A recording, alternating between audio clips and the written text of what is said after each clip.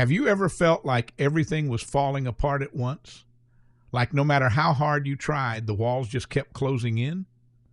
Let me tell you about Sarah, a young woman who discovered an ancient truth during her darkest hour.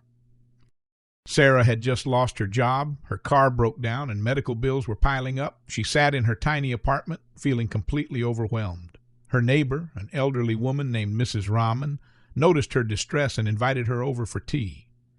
As they talked, Mrs. Rahman shared something profound from the Quran, Surah Ashar. She said that God promises us that with every hardship comes ease, and he repeats it twice for emphasis. With hardship will be ease. Indeed, with hardship will be ease. At first, Sarah couldn't see how ease could possibly come from her situation. But Mrs. Rahman explained that hardship and ease aren't separate, they arrive together.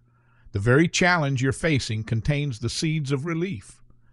Sarah decided to trust this wisdom. She started looking at her situation differently, seeing opportunities instead of just obstacles. Within weeks, something shifted.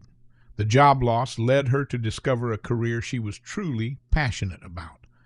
The car trouble connected her with a mechanic who became a dear friend. Those medical bills? They qualified her for assistance she never knew existed. Each hardship had brought its own form of ease, just as promised. Sarah learned that when life feels impossible, remember this divine promise. Your hardship isn't the end of your story. The ease is already there, woven into the struggle itself. You just have to keep moving forward with faith, knowing that relief is not just coming, it's already present, waiting to unfold.